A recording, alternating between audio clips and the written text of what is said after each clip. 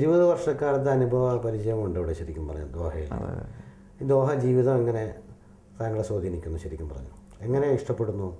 ഏതെല്ലാം വശങ്ങളെ ഇഷ്ടപ്പെടുന്നതായിരിക്കും പറഞ്ഞു? ദോഹ ജീവിതത്തിൽ ഞാൻ ഏറ്റവും ഇഷ്ടപ്പെടുന്നത്, നാട്ടിൽ പോയി കഴിഞ്ഞാൽ നാട്ടിലെ ധാരാളം ആളുകൾ കാണാൻ വരും. പല പ്രശ്നങ്ങളും സാമ്പത്തികമായിട്ടും അല്ലെങ്കിൽ പൊളിറ്റിക്സായിട്ടും പല രീതിയിലും വീട്ടിൽ രാത്രി വരും. 10 മണിക്ക് വരും, 12 മണിക്ക് വരും. രാത്രിയൊക്കെ കോഴിക്കോടാണെങ്കിൽ 12 മണിക്കൊരു ഫോൺ വരും. ഇപ്പോൾ എവിടെയുള്ളതെന്ന് ചോദിക്കും. അപ്പോൾ കോഴിക്കോടാണ്. എപ്പോൾ എത്തു വെച്ചു? 12:30. എന്നാൽ ഞാൻ അങ്ങോട്ട് വരാറി. 12:30 മണിക്ക്. ഇത് എൻ്റെ എത്രയോ അനുഭവമായി ഈ വിഷയം. ഉച്ചയ്ക്കാണെങ്കിലും അങ്ങനെ തന്നെ. വരുന്നവർക്ക് എന്താണ് അവരെ പ്രശ്നങ്ങളാണ്. ഇവിടെ അതിൽ ഒരുപാട് ഫ്രീഡം കാണുന്നു. ഉച്ചയ്ക്ക് റെസ്റ്റ് ആണെങ്കിൽ റെസ്റ്റ്, വീട്ടിലാരും വരില്ല. വരേണ്ടി ഒരു അത് കുറഞ്ഞ ആളുകളൊക്കെ വരട്ടെ എന്ന് ചോദിക്കും. ഞാൻ എടുക്കാറില്ല സത്യത്തിൽ. പക്ഷെ ഓഫീസ് വന്നോന്ന് പറയും. ഏതായാലും ആ ഒരു വലിയ ഒരു ഗുണം ഗൾഫിൽ മനസ്സമാധാനം ഉണ്ട്. നല്ല നല്ല മനസ്സമാധാനം ആ വിഷയത്തിൽ. കുടുംബത്തെക്കുറിച്ച് പറയുമ്പോൾ എങ്ങനെയൊക്കെ? കുടുംബം, മക്കള് 4 പേരാണ്. 4 കുട്ടികളാണ്. 3 സ്ത്രീയും ഒരു. മൂത്ത മോള് ഏത് ക്ലാസ്സിൽ പഠിക്കുന്നു? മൂത്ത മോള് 8ാം ക്ലാസ് പഠിക്കുന്നു. മോളുടെ പേര്? മോള് ഉസ്ന. രണ്ടാമത്തെ റാസിദ്. മൂന്നാമത്തത് പിന്നെ ഉമ്മു ആയിഷ. അത് ഉമ്മാന്റെ പേരിട്ടതാ.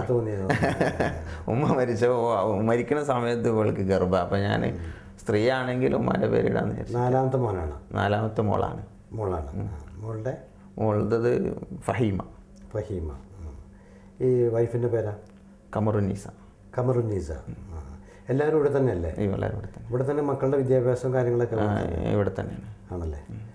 വേറെ ഇവിടുത്തെ ഫാമിലിക്കൊക്കെ ഇവിടുത്തെ ജീവിതം ഭയങ്കര ഇഷ്ടമാണോ ശരിക്കും? അവർ നാട്ടിൽ പോകുമ്പോൾ അവരെന്താ പറയുക? നാട്ടിൽ ചെല്ലുമ്പോൾ നാട്ടിലുള്ള യാത്ര ഏത് സമയത്തൊക്കെയാണ് ശരിക്കും? നാട്ടിൽ വെക്കേഷനിൽ പോകും. പിന്നെ വൈഫിന് എന്തെങ്കിലുമൊക്കെ മുക്തിയാറോ എന്തെങ്കിലും സിഗ്നേച്ചറൊക്കെ ചെയ്യേണ്ട ആവശ്യം ഉണ്ടാകുമ്പോൾ അടുത്ത ബന്ധുക്കളുടെ വിവാഹവും കാര്യങ്ങളൊക്കെ വരുമ്പോൾ പോകാറുണ്ടോ? അങ്ങനെ മാക്സിമം അങ്ങനെ പോകാറുണ്ട്. നാട്ടിൽ ചെല്ലുമ്പോൾ ശരിക്കും പറഞ്ഞാൽ കുടുംബത്തിനൊക്കെ കുറച്ച് ദിവസം കഴിയുമ്പോൾ ഇങ്ങോട്ട് വരാനുള്ളൊരു പ്രചോദനം ഉണ്ടൊക്കെ? അതുണ്ട്, തിരിച്ച് തീർച്ചയായിട്ടും ഉണ്ട്. ആണല്ലേ? ചെല്ലുമ്പോൾ വലിയ താല്പര്യത്തിൽ പോവും. എന്നിരുന്നാലും ഇപ്പോൾ മുമ്പ് എൻ്റെ ഭാര്യയ്ക്കൊന്നും ഇങ്ങോട്ട് വരാൻ തീരെ താല്പര്യമില്ലായിരുന്നു.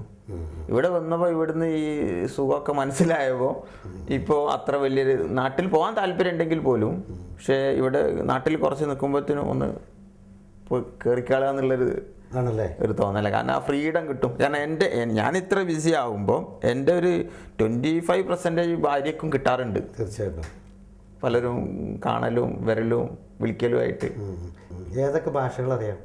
ഭാഷകൾ ഹിന്ദി, അറബി, ഇംഗ്ലീഷ് ഒക്കെ കുറേശ്ശെ കൂടുതലായിട്ട്. വിദേശ യാത്രകൾ പോയിട്ടുണ്ടോ? വിദേശയാത്രകൾ പോയിട്ടുണ്ട്. വിദേശയാത്ര ടൂറായിട്ടല്ല, ഏത് യാത്രയിലും എനിക്ക് ബിസിനസ് ഉണ്ട് കേട്ടോ. അതാണ് ബിസിനസ് എന്ന് പറഞ്ഞാൽ. എന്ത് യാത്ര, ഞാൻ കറങ്ങാൻ വലിയൊരു താല്പര്യമുള്ളവനൊന്നുമല്ല.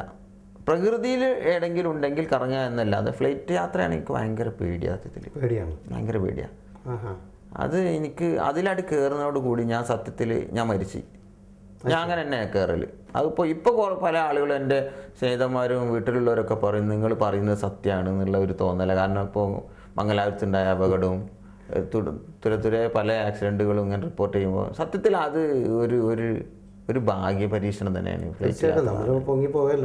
അതുകൊണ്ട് പല ടൂറും കമ്പനിക്ക് ഒരുപാട് ഓഫർ വരലുണ്ട്. ബ്രിട്ടൻ, ലണ്ടൻ ഒക്കെ പറഞ്ഞിട്ട്. ഓക്കെ, ഞാൻ വേറെ ആരെങ്കിലും വിടല.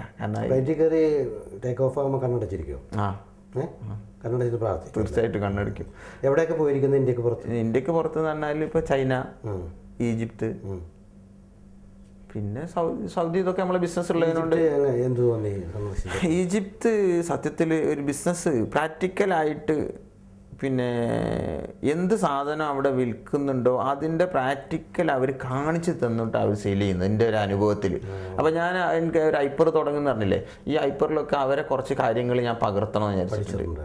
കാരണം ഏതെങ്കിലും ഒരു എന്ത് വസ്തു ആയാലും അത് എങ്ങനെ ഉൽപ്പാദിപ്പിക്കുന്നതോടെ ചെറിയ രൂപത്തിൽ നമ്മൾ അപ്പുറത്ത് കാണിച്ചു കൊടുക്കുക, ഉൽപ്പാദിപ്പിച്ചുകൊണ്ടേ ഇരിക്കുക. എന്നിട്ട് ഇപ്പുറത്തുനിന്ന് അത് സെയിൽ ചെയ്യുക. പെട്ടെന്ന് ആളുകൾ വാങ്ങുന്നു. ഇപ്പോൾ ഉദാഹരണത്തിന് നമ്മളെ ഈ മോതിരത്തിൽ നമ്മൾ നിങ്ങളെ പേര് കൊത്തുന്നതെല്ലാം നമ്മൾ ഇപ്പുറത്തുനിന്ന് ഒരാളിങ്ങനെ ചെയ്തുകൊണ്ട് നിൽക്കുമ്പോൾ ആരും വാങ്ങിച്ചു. അല്ലെങ്കിൽ ഇത് എങ്ങനെ പണിയുന്നത്, അപ്പോൾ അങ്ങനെയുള്ള ഒരു ട്രെൻഡ് അവിടെ എൻ്റെ അനുഭവത്തിൽ നിന്ന് എനിക്ക് മനസ്സിലായി. അതിവിടെ ഫോളോ അപ്പ് ചെയ്യേണ്ട പരിപാടിയാണ്. ഇവിടെ നമ്മൾ ഫോളോ അപ്പ് ചെയ്യണമെന്നുള്ളതാണ്. നമ്മളെ കടയിൽ എവിടെയെങ്കിലും ഒരു ഹൈപ്പറിൽ അങ്ങനെ ഒരു കാര്യം ഇവിടെ ഇല്ല ശരിക്കും അല്ലേ? ഇല്ല, ഞാൻ കണ്ടിട്ടില്ല. അപ്പോൾ ഇനിയിപ്പോൾ അത് ചില എക്സിബിഷനിലൊക്കെ അങ്ങനെ കാണിക്കലുണ്ടെന്നല്ലാണ്ട് വലിയ എക്സിബിഷനൊക്കെ കാണിക്കുമ്പോൾ ചിലപ്പോൾ അവിടെ പ്രൊഡക്റ്റിനെ കുറിച്ചിട്ടൊക്കെ ഒരു കാണിക്കാന്നല്ലാണ്ട്. ചൈനയിൽ ചെന്നപ്പോൾ, ചൈന നമ്മുടെ അയൽരാജ്യമാണ്, പക്ഷേ ചൈനയിൽ ചെന്നപ്പോൾ ചൈന ആയിട്ട് ഇന്ത്യ കമ്പയർ ചെയ്യുമ്പോൾ എന്ത് തോന്നി? ചൈന വെച്ച് കമ്പയർ ചെയ്യുമ്പോൾ ഒരുപാട് കാര്യങ്ങൾ പറയാനുള്ളത്. സത്യത്തിൽ നമ്മളൊക്കെ ഗൾഫ് രാജ്യത്ത് ഈ ഓയിൽ മേലാണ് ജീവിക്കുന്നത് എന്നുള്ളൊരു തോന്നലാണ് സത്യത്തിൽ. ചൈനയിൽ അങ്ങനെ ഓയിൽ ഉണ്ടോ ഇല്ലേ എന്നുള്ളത് എനിക്ക് വ്യക്തമായി അറിയില്ല. എന്നിരുന്നാലും ചൈന വലിയ എല്ലാം കൊണ്ടും പ്രകൃതി കൊണ്ടും എല്ലാം കൊണ്ടും മനോഹരമായ രാജ്യമാണ്. നീറ്റ് സിറ്റിയാണ് എല്ലാം കൊണ്ടും. ഈ പച്ചപ്പിനോട് അത് അലങ്കരിച്ചിട്ട് സിറ്റി ഉൾപ്പെടെ. അപ്പോൾ ഈ റോഡൊക്കെ കണ്ടു കഴിഞ്ഞാൽ ഗൾഫിലൊക്കെ വരുമ്പോൾ നമുക്ക് പെട്ടെന്ന് ഗൾഫിലെത്തിപ്പെടുമ്പോൾ ഒരു അത്ഭുതം തോന്നുമോ, വല്ലാത്ത റോഡ് എന്നൊക്കെ ഇങ്ങനെ തോന്നും. അപ്പോൾ ചൈനനെ വെച്ച് നോക്കുമ്പോൾ ഈ ഗൾഫ് രാജ്യമല്ലാത്ത ഈ രാജ്യത്ത് ഇത്ര ഡെവലപ്മെൻറ്റ്, സെയിം ഗൾഫിനേക്കാൾ ഒരു പടി മുന്നിൽ നിർത്താൻ നമുക്ക് ആ ചൈനനെ കുറിച്ചിട്ട് എല്ലാം കൊണ്ടും നീറ്റ്. അപ്പോൾ അത് വെച്ച് നോക്കുമ്പോൾ നമുക്ക് എന്താ വെച്ചിട്ടുണ്ടെങ്കിൽ നമ്മളെ രാജ്യത്തും ഇതേമാതിരി ഡെവലപ്മെൻറ്റ് ഉണ്ടാക്കാൻ സാധിക്കും ഇന്ത്യയിലും എന്നാണ്. എന്താണ് സിദ്ദീഖ് ഭായിക്ക് തോന്നുന്നത്? എനിക്ക് തോന്നുന്നത് അത് പൊളിറ്റിക്സിൻ്റെ ഒരു ചിന്തയാണത്. കാരണം ഓരോരുത്തർക്കും ഒരു പൊസിഷനിൽ എത്തിക്കഴിഞ്ഞാൽ പിന്നെ സ്വന്തം കാര്യം എന്നായിരിക്കും എന്ന് എൻ്റെ കാഴ്ചപ്പാട് അതാണ്. രാഷ്ട്രീയക്കാരുടെ ഇടപെടലുകളാണ് ശരിക്കും നമ്മളെ വികസനത്തിനെ ബാധിക്കുന്നതെന്നാണ് ഞാൻ മനസ്സിലാക്കുന്നത്. ഇപ്പോൾ ഒന്നുമില്ല, അവരെ സ്വയം പോക്കറ്റിലേക്ക് പോയിട്ടില്ലെങ്കിലും ഈ ഒരു പ്രൊജക്റ്റ് കൊണ്ടുവരുമ്പോൾ അത് കൊണ്ടുവന്നപ്പോൾ ആ പാർട്ടിക്ക് അതിൻ്റെ അംഗീകാരം പോയി പോകുമെന്നുള്ള വേദനയിലും ഇവർ എതിർക്കുന്നവരുണ്ടാവും. കാരണം നമ്മൾ വലിയ പ്രൊജക്റ്റ് കൊണ്ടുവരുമ്പോൾ സ്മാർട്ട് സിറ്റി പോലുള്ള അതൊക്കെ തീർത്തും പിന്നെ ചെറിയ ചെറിയ വിഷയത്തിനാണ് നീണ്ടുപോകുന്നത്. അപ്പോൾ അത് UDF വരാൻ സാധ്യതയുണ്ട്. ഞാൻ അങ്ങനെ തന്നെ കാണുന്നുണ്ട്. UDF ഭരണത്തിൽ UDF വരാനുള്ള. അതെ. എന്തായാലും സിദ്ദീഖ് ഭായിയായിട്ട് ഞങ്ങൾക്ക് ഈ ചാനലിന് വേണ്ടി സംസാരിക്കാൻ, കാരണം ഒരുപാട് തിരക്കുള്ള വ്യക്തിയാണ് താങ്കൾ. അറ്റ് എ ടൈമിൽ തന്നെ ഒരുപാട് വ്യവസായങ്ങൾ ചെയ്യുന്ന വ്യക്തി. ആ സമയം ഇതിനിടയിൽ നമ്മുടെ ചാനലിനോട് സഹകരിക്കുകയും, ശരിക്കും പറഞ്ഞാൽ താങ്കളുടെ അനുഭവം പ്രേക്ഷകർക്ക് ഒരു പാഠപുസ്തകമാണ്. കാരണം എല്ലാ കാര്യങ്ങളും എവിടെ നിന്ന് വന്നു, എങ്ങനെ തുടക്കം, വന്ന് തിരിച്ചു പോയ കാര്യം വളരെ ക്ലീനായിട്ട് പറഞ്ഞു കഴിച്ചു. അപ്പോൾ ഒരുപാട് സന്തോഷമുണ്ട്. ഇനിയും താങ്കൾക്ക് ഒരുപാട് കൺസെപ്റ്റ് ഉണ്ടെന്ന് എനിക്ക് മനസ്സിലായി. ഒരുപാട് സ്വപ്നങ്ങളുണ്ട്. എല്ലാ സ്വപ്നങ്ങളും സാക്ഷാത്കരിക്കപ്പെടട്ടെ. എല്ലാ ദൈവാനുഗ്രഹവും ഉണ്ടാകട്ടെ. ഒരുപാട് സന്തോഷമുണ്ട്. നന്ദി, നമസ്കാരം. ദോഹ നഗരത്തിലെ പ്രമുഖ വ്യവസായി സിദ്ദീഖ് ഫുറൈലുമായിട്ടുള്ള അഭിമുഖം ഇവിടെ പൂർണ്ണമാകുകയാണ്. അദ്ദേഹത്തിൽ നിന്ന് നമുക്കൊരുപാട് കാര്യങ്ങൾ പഠിച്ച് മനസ്സിലാക്കുവാൻ കഴിഞ്ഞു. കാരണം വ്യവസായം, ബിസിനസ് ഒരു ലഹരിയായിട്ടെടുത്താൽ വിജയം കണ്ടെത്താമെന്നുള്ള ഉറച്ച വിശ്വാസമുള്ളൊരു വ്യക്തിയാണ് അദ്ദേഹം. അത് വിശ്വാസം മാത്രമല്ല, നമ്മളെ കാണിച്ചു തരികയും ചെയ്ത വ്യക്തിയാണ്. അദ്ദേഹത്തിന് ഒരുപാട് ഉയർച്ച ഉണ്ടാകട്ടെ എന്ന് ഞാൻ ഈ അവസരത്തിൽ ഈശ്വരനോട് പ്രാർത്ഥിക്കുന്നു. അടുത്ത എപ്പിസോഡിൽ ഞാൻ മറ്റൊരു മറുനാടൻ മലയാളിയായ ഒരു വ്യവസായമായിട്ട് കടന്നു വരും. അതിനു മുമ്പ് നിങ്ങൾക്കായിട്ടുള്ള ചോദ്യമാണ്. ചോദ്യം ഇതാണ്: ഇന്ത്യയിലെ ഏറ്റവും വലിയ ജുമാ മസ്ജിദ് ഏതാണ്? ചോദ്യം ഒന്നുകൂടി: ഇന്ത്യയിലെ ഏറ്റവും വലിയ ജുമാ മസ്ജിദ് ഏതാണ്? നിങ്ങളുടെ ഉത്തരം ഇനി പറയുന്ന ടെലിഫോൺ നമ്പറിൽ വിളിച്ചറിയിക്കുക. ഞങ്ങളെ വിളിക്കേണ്ട ഫോൺ നമ്പർ 0484-231-7782 അല്ലെങ്കിൽ 83.